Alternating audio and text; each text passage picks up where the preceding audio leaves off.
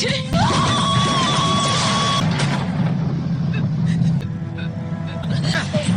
तुम्हारी स्वतंत्रता, हमारा सम्मान, सब कुछ हार गया है युधिष्ठिर।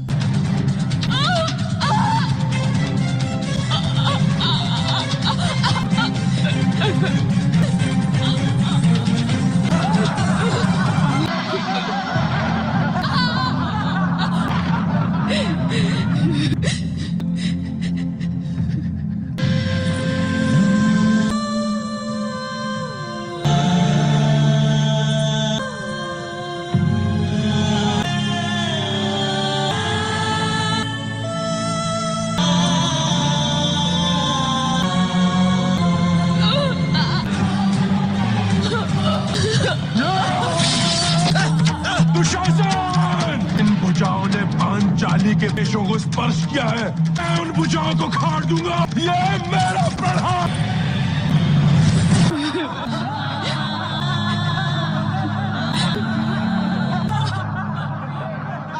दुशासन, घमंड उतरता है तो सबसे पहले मुख काला होता है।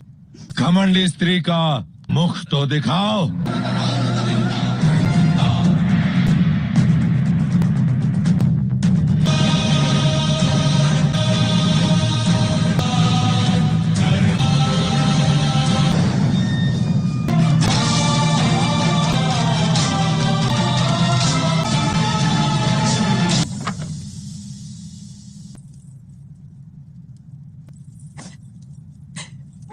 हस्तिनापुर की राजसभा में युधिष्ठिर का व्यवहार हो रहा है। मैं कुरुवंश की कुलवधू हूँ, कुरु राष्ट्र की प्रतिष्ठा हूँ। हस्तिनापुर की लक्ष्मी बनकर नगर में प्रवेश किया था और मुझे यूं इस प्रकार यहाँ पशु की भांति लाया जा रहा है। क्यों? क्यों? पितामह, आपकी कीर्ति तो समग्र आर्यवर्त में है। आप तो स्वयं माता गंगा के पुत्र हैं। आप मौन किस प्रकार रह सकते हैं? गुरुद्रोण तो यहाँ मेरे पिता के स्थान पर है। मेरे साथ ऐसा व्यवहार क्यों हो रहा है? महाराज, आपके पुत्र इस प्रकार मर्यादा भंग कर रहे हैं। इससे आपके मुख पर लांछन लग रहा है। आप इन्हें रोकते क्यों नहीं? एक दासी को अपने स्वामी का आदेश मानना ही पड़ता है। दासी? दासी हूँ मैं? इस प्रकार बन गई दासी? प्रश्न का उत्तर कभी आर्यपुत्र युधिष्ठिर ने दिया ही नहीं। यदि वो स्वयं को युद्ध में हार चुके थे तो उनका मुझ पर अधिकार ही नहीं था।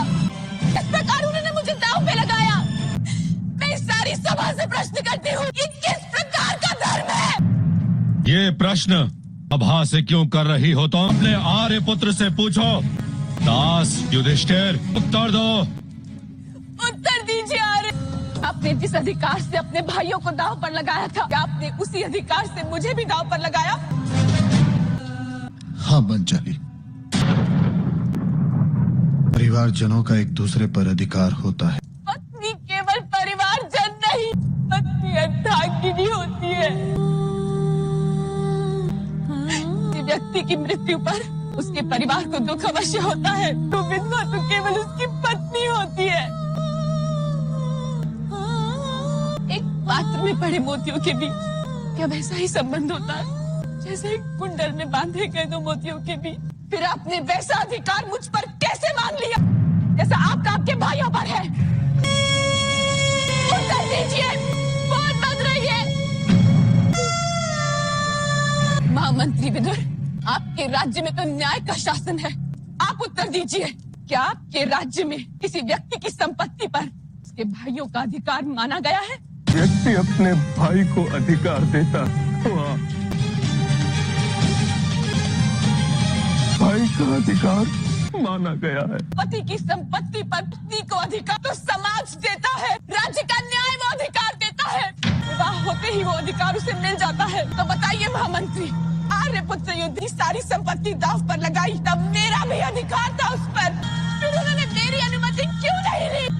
उत्तर दीजिए। दासी द्रौपदी, जब तुम लोग युद्ध खेलने के लिए हस्तिनापुर आए तब क्या तुमने